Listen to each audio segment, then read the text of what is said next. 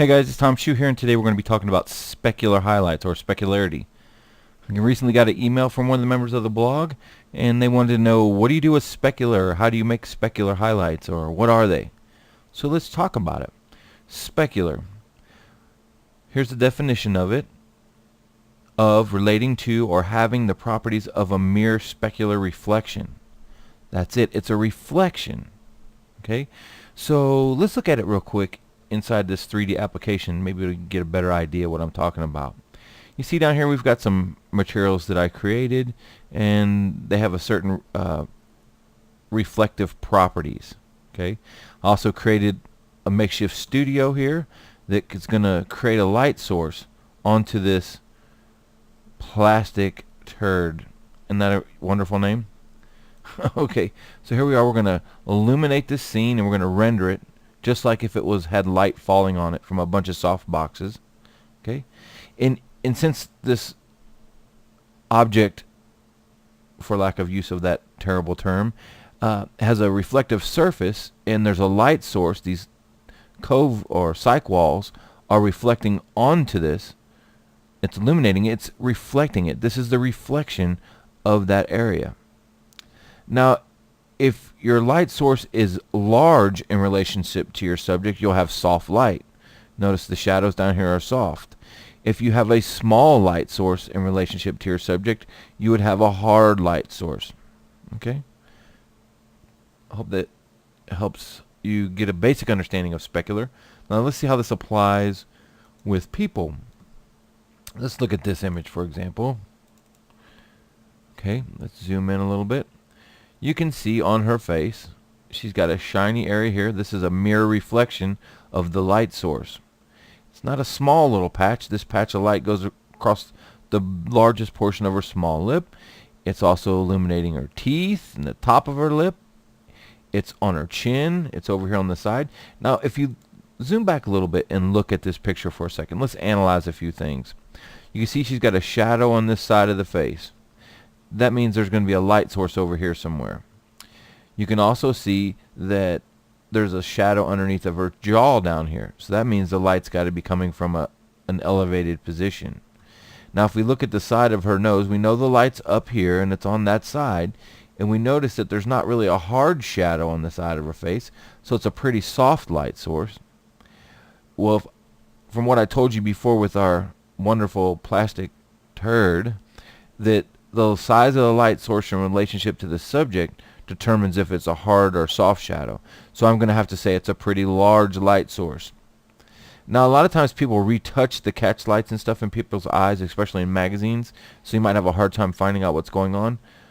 But with most images that people don't retouch, you can look right in the eye. You see that's a mirror reflection of the light source. It's a soft box. Okay? So that's how you get these nice, large, soft patches. Now, if we were to take this large light source, which being a giant softbox like a 4-footer, and we moved it back 10 feet, and we opened up our aperture or our shutter speed to get a proper exposure again, you'll notice that this square will be really small in the eye, and the shadow on the side of the nose would be more sharp, and the specular highlight would be smaller on the lip, because that's right, the specular highlight has a direct relationship to the size of the light source as well. So if you wanted a larger portion on her cheek that's illuminated with a specularity, you'd bring in the light source closer. If you wanted a less of a specular highlight on the face, you'd back it up. Okay, so when you have somebody with Caucasian skin, they do show the speculars. Okay, you can see that's a specular highlight, that's a specular highlight. This is a shadow side. You have another specular highlight here. But where specular highlights really show, and shadows do not, are on people with dark skin. African American people, a lot of times people that are from Mexico, people that have darker skin, you don't see the shadow isn't the predominant, it's the specular highlight. Let me show you what I mean. Let's go down here to another picture. I'm going to hit the G key. We'll go down here to this picture here. Now you see this guy's in white pancake makeup. He's dressed up like the Mad Hatter. And you can see that there's a shadow there. But since he's white, he won't pick up any specularity, right? So it's really hard to see what kind of light source it is other than the two catch lights in his eye. You can see it was a round light source. Basically it was like an octabank, like a 30-inch octa, and a small strip bank on the side. Now let's go back to another one and we look at, say for example, let's look at this one here. This is that same light source. There's the strip bank on the eye. Let's let this render. This is that same strip bank as before, except it's closer. Do you see how it says larger? In the previous picture with the Mad Hatter, it was just a small little line because it was farther away from him. That light is really close to her, and it's creating a specular highlight on the nose, but in the eye you can see it really well. Okay, it's also creating a specular highlight on the lips. It's a mirror reflection of that strip bank, which happens to be long and skinny. It's creating it at the bottom, in the middle, at the top. One last example for specularity. I'm going to show you what a really small light source looks like. You can see she has specular highlight on her nose. She's got on her knuckles. She's got some in her eyes, on the tip of her nose, on the sides of her cheeks. But they're really small. Okay? You see that area? That's a really small specular highlight. Let's look at her lips. Really small area.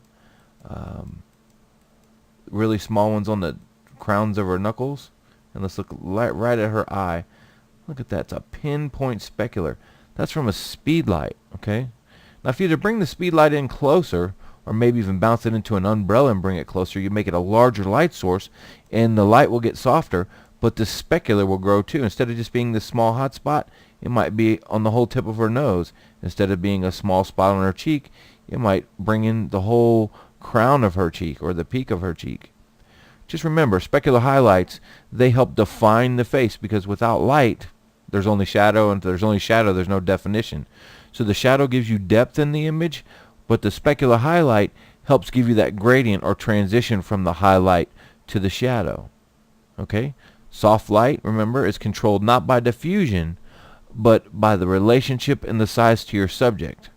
So if you can bring a light closer to your subject, it will be softer than it would be when it's pulled away. One last note about light source sizes. An 8-foot octabank can be just as hard as a beauty dish, and a beauty dish can be just as soft as an 8-foot octa. I'll let you think about that, and we'll talk about that some other time. I want to thank you all for taking on the visit today, and until next time, we'll see you soon.